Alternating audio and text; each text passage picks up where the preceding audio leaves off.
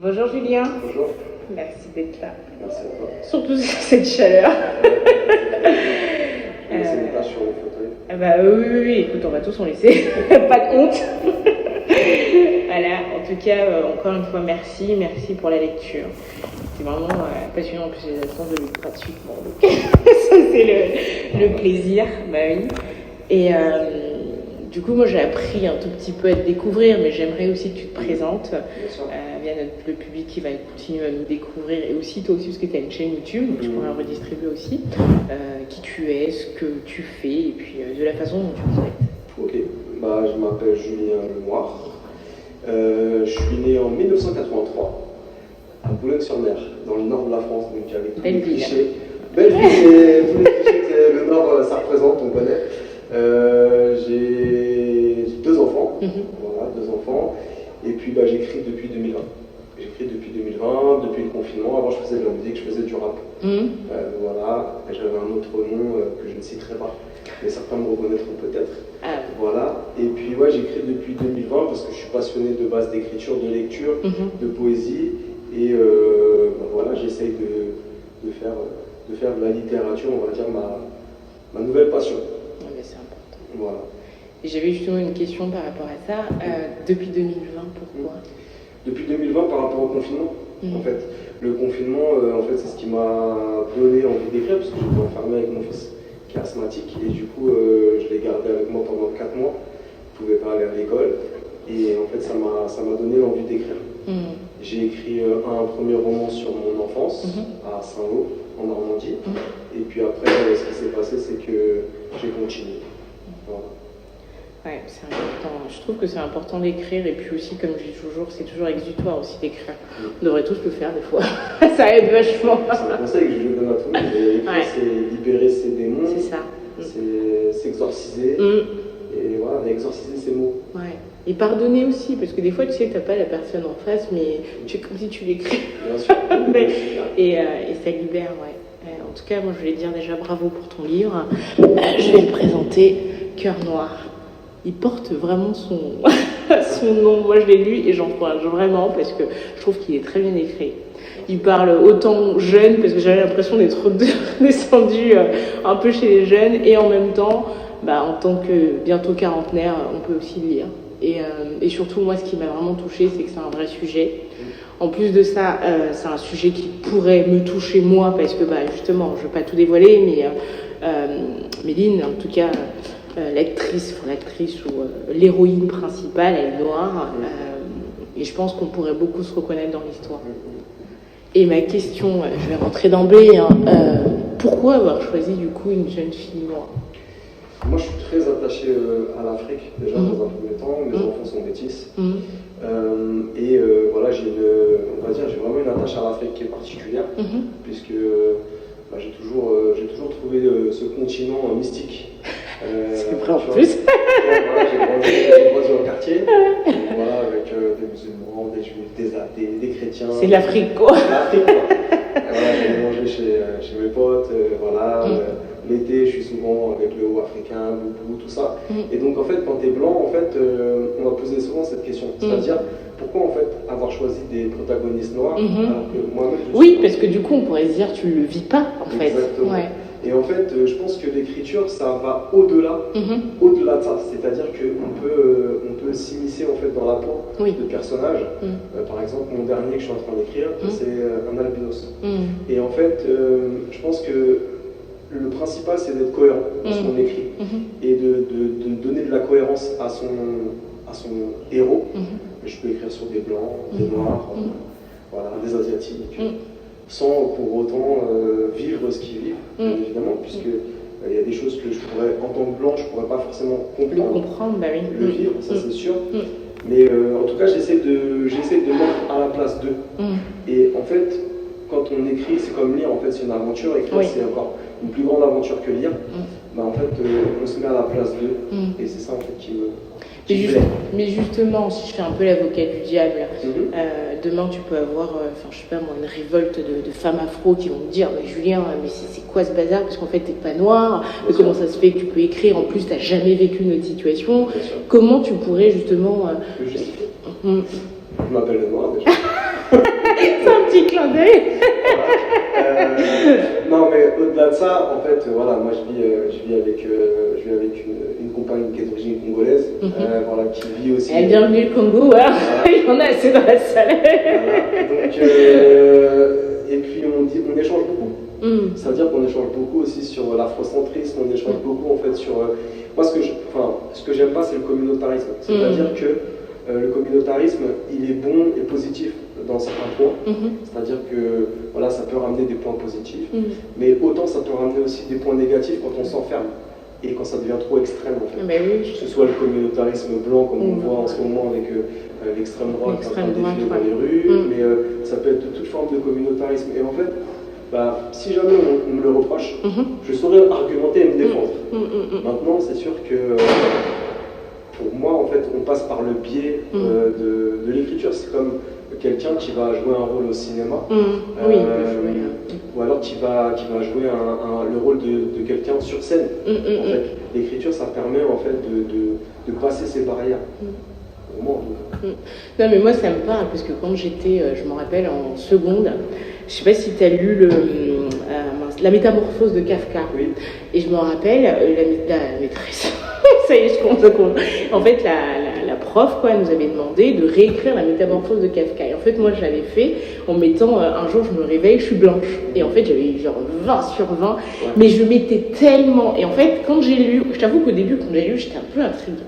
Mais je pense que mon point de vue lectrice, moi, je lis beaucoup de choses et je te rejoins. C'est-à-dire que nous, par exemple, qui sommes issus de l'immigration, on sait très bien ce qu'on doit à la France. Et en même temps, moi, je trouve que même entre nous, ça sert à rien de rester que entre blagues parce que, à un moment donné, bien sûr, tu apprends des choses. Mais en fait, la vraie richesse, c'est d'aller loin. Et on le voit avec les voyages, tu vois. Quand tu vas en voyage, tu apprends toujours des choses. Et c'est pas forcément des gens qui te ressemblent, hein. Mais pour autant, ils t'apprennent des choses.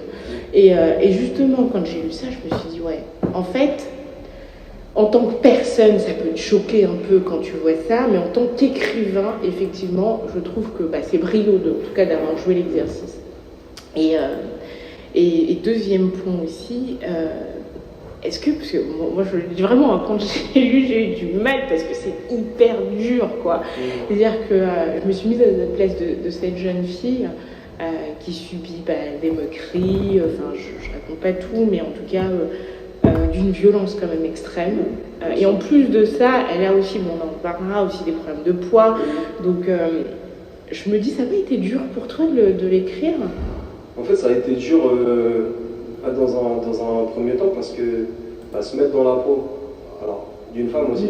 C'est ça. Parce que j'ai fait sur d'autres choses, sur d'autres romans que j'ai pu écrire, mes protagonistes, c'est des femmes. Pourtant, je ne suis pas une femme et je ne vis pas ce que les femmes vivent.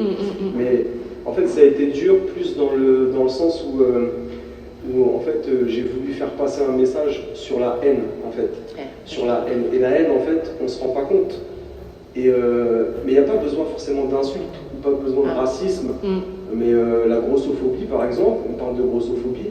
Mais la grossophobie, en fait, ça peut faire des ravages sur des enfants quand ils sont petits. Alors, quand ils sont ados, l'époque où on a envie de plaire, on a envie de draguer, on a envie d'être bien aux yeux des autres, en fait, c'était surtout là-dessus en fait, que je voulais vraiment appuyer. J'ai pas appuyé mes mots exprès pour choquer, pour traumatiser, parce que j'aurais pu aller beaucoup plus loin dans ce que j'écris. J'ai déjà fait des choses où j'allais beaucoup plus loin. C'était plus en fait dans un but et un objectif de me dire, en fait, cette fille, elle vit des choses, et en plus, elle est passive, parce que on va pas spoiler, mais en fait, si elle rencontrait pas s'il n'y avait pas son ami avec elle, elle n'aurait jamais rien fait. Elle aurait pris sur elle. Et en fait, cette passivité, des fois, elle est pas forcément, comment dire, elle est pas forcément mauvaise. Voilà. Et en fait, moi, c'est vrai que en lisant ça, je me suis dit déjà, après moi, petite, je n'ai pas eu autant de problèmes racistes, mais je me suis dit, est-ce que ça existe vraiment des personnes qui vivent ça? Parce que je me dis, en tant que noir, c'est sûr que on a tous ou toutes eu un moment où on a eu du racisme, mais pas tout le temps, mais pas aussi violent et surtout en continu. Et je me demande, et là, je pique un peu le côté blanc, est-ce que tu penses qu'il y a vraiment ce type de racisme-là? Moi, je pense oui. Je me suis inspiré pour la région, c'est une région imaginaire, comme tu as pu voir, c'est pas une vraie région. mais je me suis inspiré d'une vraie région en France. Et pour pas stigmatiser en fait la région, j'ai changé le nom. Mais dans cette région-là, je peux te dire que moi j'ai une partie de ma famille qui habite. En fait, il y a des villages où c'est comme ça. C'est-à-dire, en fait, dès qu'il y a une famille qui va s'installer, on va tout de suite la pointer du doigt. Dès qu'il va y avoir quelque chose qui va se passer, comme je raconte un petit peu dans le Cœur Noir, en fait, on va tout de suite accuser cette famille. Et même des fois, tu vois, il y a encore on va parler du côté blanc, mais même des fois, tu vois, il y a aussi la misère sociale et culturelle. Tu peux être blanc, et je vais pas dire vivre le racisme parce que c'est un pléonasme, mais en fait, tu peux être blanc, mais vivre en fait cette stigmatisation parce que tu viens pas de la même catégorie sociale que d'autres. C'est-à-dire, t'es blanc, t'es pauvre, et ben on va tout de suite te dire ah bah on voit avec les Roumains, on voit avec les Gitans, en fait c'est des blancs, mais ils vivent en fait la stigmatisation et les clichés des autres. Tu vois. Donc là en fait le fait d'avoir pris, il y a pas en fait il y a pas le blanc dans l'histoire est gentil, le noir, le blanc est mauvais, le noir est gentil. Oui ça j'entends bien. C'est pas ça. C'est beaucoup plus complexe en fait parce que il y a comment dire, on va dire il y a une nuance en fait dedans. Bon. Non, mais j'ai trouvé ça intelligent. Et moi, j'avais vraiment envie de te poser la question parce que c'est vrai que quand en fait, tu te projettes plus facilement quand tu es une femme afro, tu le lis et tu te dis, punaise, mais. Et en plus, à un moment donné, tu sais, quand je lis, j'ai tellement la haine. Je me dis, putain, j'ai envie de te c'est que ça fonctionne. Et oui, mais justement, c'est pour ça qu'à un moment donné, je me suis dit, non, je ferme le livre parce que là, ça va me créer un moment de haine, quoi. Tu vois, j'ai eu du mal, quoi. J'ai eu du mal à pouvoir le finir. Mais j'avais aussi une question qui m'a aussi marquée quand je lisais. C'était... Attends, faut que je trouve comment la formuler. C'était... Aujourd'hui, tu vois, enfin... À ton avis, d'où vient le racisme? Parce que... Enfin, c'est vraiment ton avis, hein, parce que c'est vrai que des fois je me dis, en tant que personne, en fait on rayonne un peu ce qu'on est. Et c'est vrai que moi perso, je parle vraiment pour moi, j'ai pas eu des gros racismes, enfin j'en ai vraiment pas eu, que ce soit dans le boulot bien, même plus la chance, tu vois, et je dis toujours, des fois c'est même mes copines blanches qui m'ont ouvert certaines portes, tu vois, et je me dis, mais d'où ça vient? Est-ce que c'est une question d'éducation? Est-ce que c'est une question de méconnaissance, de peur? Enfin, c'est quoi exactement? Moi, je pense qu'il y a les deux. Un enfant, il n'est pas raciste. Ah oui. Il n'y a aucun enfant qui n'est raciste. C'est-à-dire, un enfant, tu vas lui donner une nounou qui est blanche, une nounou qui est noire, une nounou qui est asiate. L'enfant, il s'en fiche. S'il a de l'affection et de l'amour, il ne va pas regarder la couleur de peau. C'est ça. Donc, en fait, l'éducation, elle est primordiale en fait, dans l'acceptation de l'autre. Si de base, tu n'es pas éduqué dans la tolérance et dans... en disant, eux, ils sont méchants parce qu'ils ont fait ça, on le voit en ce moment. En ce moment, ce qui se passe, c'est terrible, c'est effroyable même. Moi, je vois mes parents déjà, quand à l'époque, Le Pen, il passait avec peut-être même 10%, il pétait un plomb, et là, on voit Le Pen, c'est Le Pen, c'est Bardella, mais voilà, on va pas s'étendre là-dessus. Mais ce que je veux dire, c'est que, en fait, je pense que ça vient de l'éducation et ça vient de la peur des autres. On a peur de ce qu'on ne connaît pas. Moi, j'ai grandi dans un quartier, dans une ville multiculturelle, et quand, en fait, j'ai fait des morceaux à l'époque, j'avais fait un morceau, ça s'appelle Back to Trap, voilà, c'était un clin d'œil aussi à MHD, à Trap, tout ça. On est tombé dessus, mais c'est pas les Noirs qui nous sont tombés dessus, c'est les Blancs, et c'est les Blancs d'extrême droite. Et du coup, en fait, je pense que c'est super important en fait de tolérer l'autre, mais encore une fois, moi c'est pas parce que je suis blanc et que je suis antiraciste que je suis pas fier d'être français. Je suis fier les deux sont j'écoute les corons dans ma voiture, les gens me regardent bizarre, tu vois. Et en fait, voilà, je suis aussi fier d'où je viens, c'est important, mais on peut être fier d'où on vient sans avoir d'a priori en fait sur les autres. Mais d'ailleurs, je pense que quand tu es fier d'où tu viens et que tu l'acceptes, tu rayonnes plus facilement. Tu vois, moi par exemple, j'arrive très bien à parler des choses africaines que j'adore ou des choses congolaises que j'adore, sans pour autant, enfin tu vois, et j'en parle plutôt bien, et il y a toujours un mélange, quoi. Enfin, je trouve que quand tu es à l'aise avec tes origines, en fait, tu arrives à rayonner. Et d'ailleurs, même les blagues un peu, on va dire un peu à la con, là, racistes, ça te passe même au-dessus, quoi. Tu vois, ça te passe au-dessus. Et je voulais dire, aujourd'hui, est-ce que tu vises un public cible avec Cœur Noir? Est-ce que c'est plutôt des jeunes, des plus âgés? Enfin, c'est quoi le public où c'est plutôt ouvert? Pour Cœur Noir, ça serait plus les jeunes, ouais. Ça serait plus les jeunes à partir de 15 ans, parce qu'il y a des scènes, elles sont un petit peu osées, on va dire, même si, voilà, c'est pas non plus à 15 ans, moi je bosse avec les jeunes, je suis un formateur jeunesse de base, donc je bosse avec les jeunes jusqu'à 29 ans. Donc tu vois, c'est un public que je connais, et comparé en fait à ça, à ce qui est écrit, c'est rien, il voit des trucs... Mais c'est là où c'est ça que tu dis, c'est là où tu te dis quand même des fois quand tu lis, c'est pour ça que j'adore la lecture, tu te dis mais en fait il y a des mondes, toi tu as l'impression de vivre dans ta bulle quoi, tu vois, et quand tu lis tu découvres mais mince, mais est-ce que ça existe vraiment quoi? Après ouais, je pense que la lecture comme l'écriture, moi je conseille à tout le monde d'écrire, vraiment, tout le monde d'écrire, parce que c'est 1000 fois plus enrichissant que lire. Et lire pourtant c'est enrichissant. Mais au niveau du public cible, pour en revenir à ta question, oui, ça serait plus les ados. Après, c'est vrai que Cœur Noir, ça se vend bien, et la plupart des gens qui l'achètent, c'est pas des ados, faut dire la réalité des choses. Soit c'est des mamans voilà, qui veulent l'offrir à leur fille, ou soit c'est des personnes un peu plus âgées, parce que voilà, ils entendent harcèlement scolaire, donc ils vont acheter. Mais les ados, ça reste pas la majorité des acheteurs. Oui, mais après, des fois aussi, à cet âge-là, t'as peut-être pas envie, des fois, on n'a pas envie d'écouter des conseils, tu sais, on est à fond dans son truc, et c'est difficile, c'est un peu quand tu prends un peu de recul, que là, t'arrives à écouter, quoi. Ouais, moi, tu vois, et puis, il y a aussi un sujet, en me disant, tu vois, ma fille, elle a eu récemment, enfin, elle a que 3 ans, mais j'ai eu, un jour, elle me dit, maman, pourquoi je suis noire? Tu vois, je me suis dit, ça commence, tu vois, ça commence, et je trouve que c'est bien de parler de ce type de sujet, même si, tu vois, des fois, on le met sous le tapis, mais même entre nous, enfin, c'est-à-dire qu'on sait que des fois, tu sais, on va vivre des sujets de racisme, parce que ce soit même les Blancs, parce que même les Blancs subissent du racisme, des Noirs, on va dire, parce que des fois, on se rend pas compte, mais nous aussi, Noirs, enfin, on a du racisme des deux côtés. Et en fait, je me dis, mais en fait, on banalise beaucoup de choses. On banalise énormément de choses. Et je me dis, mais en fait, les bouquins comme le tien, ben, ça permet aussi de mettre en lumière, en fait, ce que ça peut faire. Ça peut détruire déjà des gens mentalement. Parce qu'elle parle pas beaucoup, cette Méline. Et moi, je me suis surtout dit, en lisant ça, mais elle va se flinguer à un moment donné, quoi. Tu vois, la santé mentale de cette jeune fille-là, j'imagine, c'est une catastrophe. La santé mentale des jeunes, en général, c'est une catastrophe. Quand tu regardes bien, on a au boulot, on a un LEJ, un lieu d'écoute de jeunes, et quand tu regardes bien, en fait, j'ai accès au bilan de ce LEJ, c'est hardcore. C'est la santé mentale des jeunes, là, en 2025, c'est en train de se dégrader, mais à un point, en fait, personne ne se rend vraiment compte, parce qu'ils ne vivent pas de l'intérieur. Mais quand tu as accès au bilan, tu sais un petit peu ce qui se passe, c'est vraiment chaud. Et ton avis, c'est dû à quoi?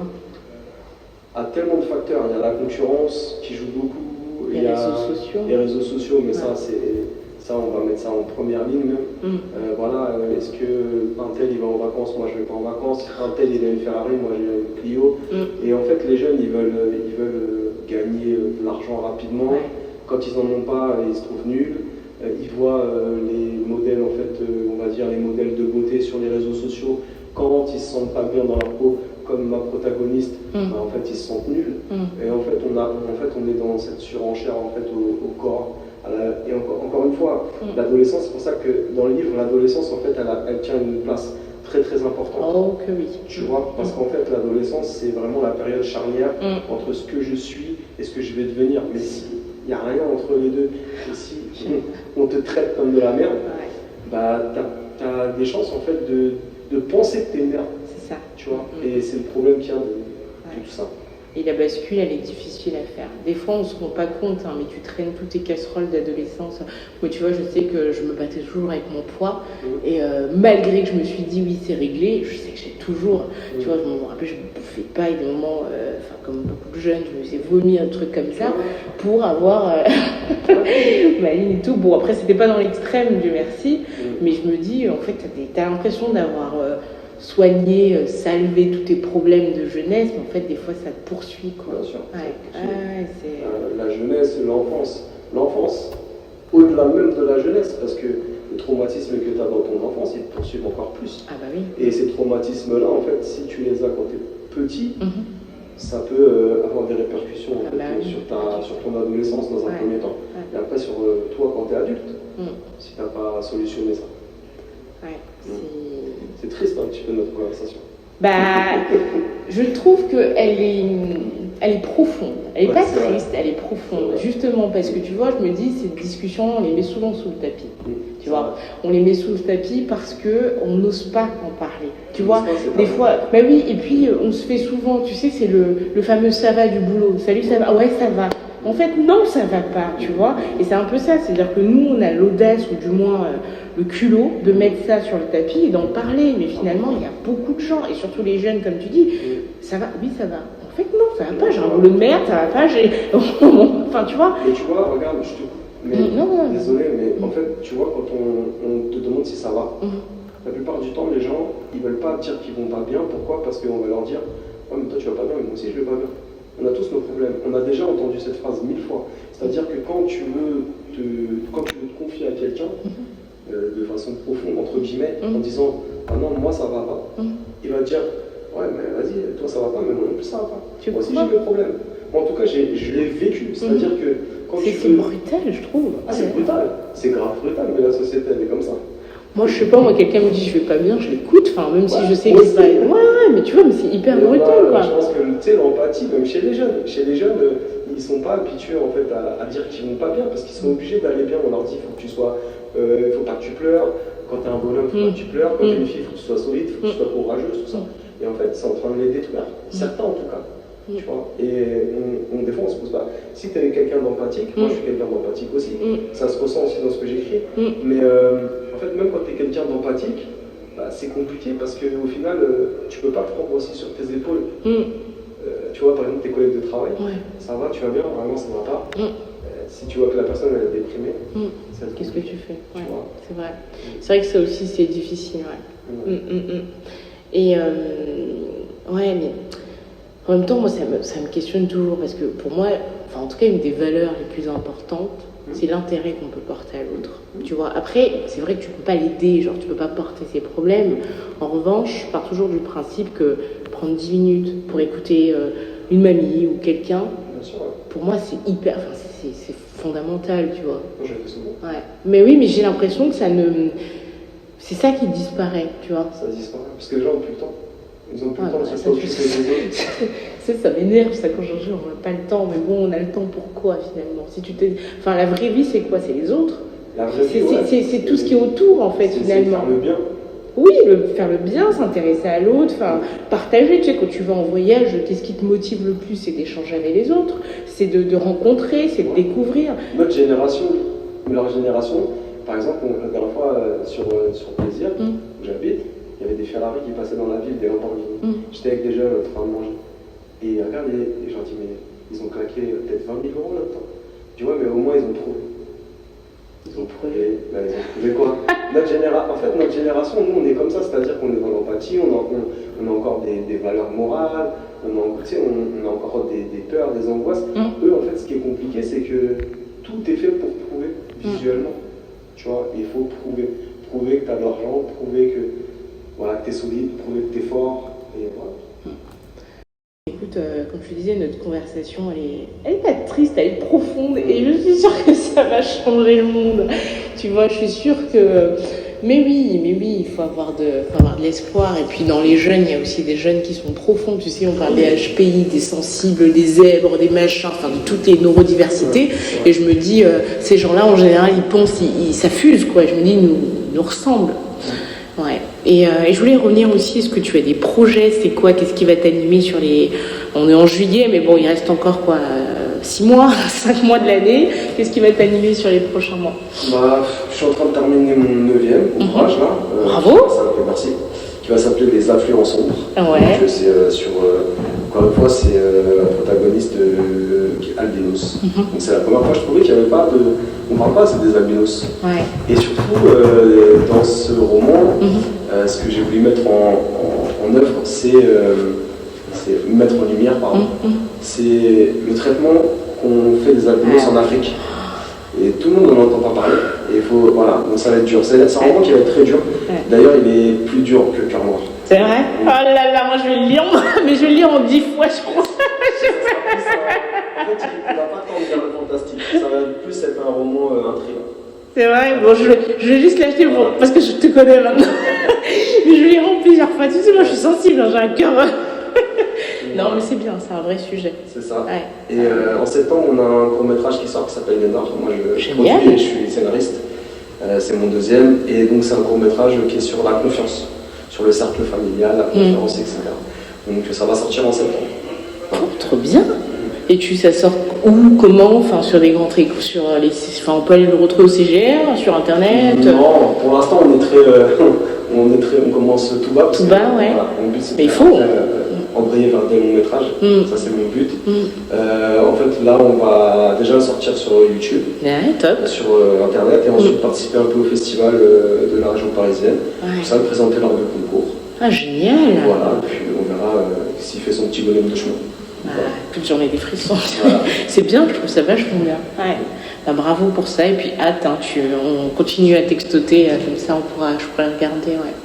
Ouais. Ça peut être intéressant. Écoute, avec toute notre belle conversation, tu vois, moi j'ai jamais envie d'arrêter à chaque fois. Mais bon, j'ai mes questions de signature. La première, c'est est-ce que tu as eu j'aime pas dire une épreuve, mais un moment, parce qu'en fait le podcast donc s'appelle Le Papillon, et le papillon c'est pour moi égale transformation, tu vois, c'est le côté artistique aussi, parce qu'il se transforme, mais tu vois, il fait pas ça, c'est joli. Et quel a été le moment, que ce soit en positif ou en négatif, qui t'a transformé? Qui m'a transformé. Ouais, mais pas forcément mais vraiment, bah oui, tu me choisis. Qui m'ont transformé. Allez, choisis un. Autant positivement que négativement. Hein. Je te laisse choisir. On va dire que le moment le plus marquant, c'était quand j'ai quitté la Normandie, où j'habitais, pour venir en région parisienne. J'habitais dans une grande maison en Normandie, puisque là-bas les prix, déjà à l'époque c'était il y a 30 ans, les prix de l'immobilier c'était rien du tout. Et en fait, j'avais une maison qui faisait, je sais pas, le jardin faisait peut-être 2000 m², la maison elle faisait peut-être 250 m² habitables. Je me suis retrouvé en fait en HLM, à Plaisir. Ah ouais. Voilà. C'est la chute. Donc, et aussi, j'ai dû laisser là-bas tous mes potes d'enfance. Et d'ailleurs, mon premier roman s'appelle Kevin et moi. Kevin et moi, c'est mon meilleur ami. Et c'est en gros, je pense que c'est cet instant-là en fait qui a été vraiment dur pour moi, à 10 ans. Voilà, à 10 ans. Je vais pas pleurer ici. Hein. Non, mais moi je te trouve très touchant, tu vois. Et moi j'ai toujours dit, je trouve très beau les hommes. En fait, c'est ce que je dis toujours. On nous dit les hommes, faut pas pleurer, mais en fait, quand un homme, tu vois, ne fût-ce qu'il y a une marque tu vois, d'émotion, je trouve ça vachement beau. Et on devrait de plus en plus voir des hommes. Mais c'est hyper important, c'est hyper touchant. Et puis ça montre aussi que vous avez votre vulnérabilité, vous savez vous arrêter, vous n'êtes pas des robots, quoi. Tu vois. Mais bon, surtout chez nous, les Africains, c'est rare de. Tu vois, donc. Tu sais, même chez les Blancs. Hein, oui, parce que c'est sociétal. Bah oui, les Italiens sont très machos, oui.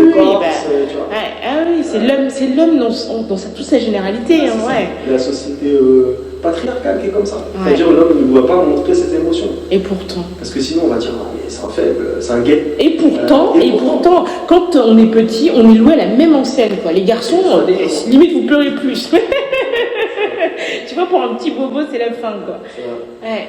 Et ben moi je te trouve très touchant comme homme et sincèrement, enfin, il faut avoir beaucoup d'intelligence émotionnelle pour écrire ce genre de bouquin. Ouais, parce que non, c'est vrai, sincèrement, je te dis, j'ai rien à gagner, hein. Tu sais très bien, j'ai rien à gagner, mais vraiment, ça je trouve ça brio parce que pour écrire il faut déjà, comme tu disais, quoi, enfin, c'est un jeu de rôle, tu te mets dans la peau et puis il faut avoir ce courage. De se dire peut-être que je vais me prendre des baffles de la communauté, parce qu'en fait les gens ne te connaissent pas, mais tu vois, c'est ça, donc du coup ils peuvent aussi réagir en disant mais c'est qui lui, pour qui il se prend, pour tu vois. Maintenant, dans notre société de maintenant, dans les réseaux sociaux, tout le monde s'insulte. Et tout le monde s'insulte et tout le monde se critique. Et notre génération n'est pas comme ça. Et moi en fait j'ai rien à faire. Enfin, est-ce que ça a juste pas été amplifié? Moi je pense pas, parce que même dans notre génération je pense qu'il y avait aussi des gens comme ça. Ouais. mais on le voyait, enfin, peut-être qu'on n'avait pas la maturité pour le voir. Mais les réseaux sociaux, c'est clair que ça a détruit ça. C'est plus simple de parler, d'insulter quelqu'un derrière ton écran d'ordinateur. Alors qu'avant, si tu voulais l'insulter, il fallait que tu tu l'insultes. Voilà, viens, prends tes coronets, et puis tu viens, quoi. Ouais. C'est plus compliqué de prendre ses coronets dans la rue. Ah bah oui. Tu vois. Voilà. Ouais. Et ma dernière question, si tu avais une Méline en face de toi, qu'est-ce que tu pourrais lui dire? Si j'avais une Méline, je pense que j'ai déjà eu des Mélines. J'ai même les larmes aux yeux parce que d'un coup là je me suis projetée. Je pense que j'en ai déjà eu des Mélines. En fait, comme je disais, je bosse avec les jeunes et j'ai déjà eu des situations en fait, de jeunes, alors pas extrêmes comme ça, parce que là on est dans l'extrême, mais des situations où les jeunes en fait, tu peux pas faire un métier comme je le fais sans avoir de l'empathie. Sinon tu le fais pas. Le social, c'est soit tu as la fibre, soit tu l'as pas. Ah bah ça. Et en fait, tu peux pas non plus rejeter un jeune qui vient te voir et qui te demande de l'aide. C'est impossible. Alors si j'avais une jeune comme Méline qui serait venue me voir, je lui aurais dit dans un premier temps d'aller voir quelqu'un pour en parler, qu'elle pouvait se confier si elle voulait, il n'y a pas de souci. Mais que cette confidence qu'elle pourrait me faire, il faut quand même qu'il y ait une limite dans la confidence. C'est-à-dire que moi, je ne suis pas prêt à... Je ne suis pas psychologue et je ne suis pas prêt à recevoir aussi, comme je te disais, souvent l'image que je donne quand on me dit l'empathie, je pense à John Café dans La Vie verte. Le gars en fait il prend tout le malheur du monde et après il le recrache comme des abeilles, parce que Stephen King c'est mon auteur préféré, mais Stephen King il a tellement mis le doigt sur une personnalité en fait qu'on est tous au final nous, tu vois, et on a besoin, et moi ma façon en fait d'extérioriser en fait ce mal, cette empathie que je reçois, j'écris. Je trouve que on se ressent, moi aussi, surtout quand j'étais jeune, quand j'avais tous mes démons là. Mais d'ailleurs, je pense toujours à tout, comment tu dis ça, là, à éditer un jour, mais comme j'écrivais papier, du coup, je sais pas comment je vais faire, mais je te rejoins à 1000%. Quand tu récupères comme ça, ma mère elle me dit arrête d'être une éponge. Tu vois, tout le temps. Éponge ou punching ball émotionnel, c'est ce mot. Tu vois, dans le dernier que je suis en train d'écrire, le gars, au moment, il dit je suis pas ton punching ball émotionnel. Parce qu'en fait, je veux bien encaisser, mais un punching ball, en fait, il renvoie les coups. Tu vois, donc il encaisse, il se mange les coups, il vacille, mais à aucun moment il est rend. Tu vois, et en fait, on n'est pas des punching balls et des éponges. En fait, on devrait pouvoir, en fait. Faut que ça traverse, faut que ces émotions elles traversent. Voilà. Faut pas que ça reste à l'intérieur parce qu'en fait, Ah non, bah oui. Écoute, tu vois, c'est pour ça que je te dis que t'es touchant et que tu vois, il faut une intelligence émotionnelle parce que tout ça, il faut le savoir. Il faut avoir pris du temps déjà pour observer les autres et pour pouvoir aussi faire de l'introspection. Julien, sur ces belles paroles. Écoute, moi je vais encourager en tout cas ma petite communauté, mais ma grande communauté à venir, en tout cas à le lire, et puis toi aussi, et surtout à partager, il faut qu'on partage au maximum, parce que c'est grâce à ces livres-là qu'aussi on va se rendre compte de ce que ça peut faire finalement, tu vois. Et en fait aussi de vivre de l'autre côté, tu vois, parce que la personne qui peut-être était, je sais pas moi, raciste, pas mal dire, va se rendre compte que punaise. J'espère, ça serait encore... Oui, mais moi je vise toujours haut, moi. En tout cas, sur ces belles paroles, merci. Merci à toi. Merci vraiment. C'est top. Merci beaucoup.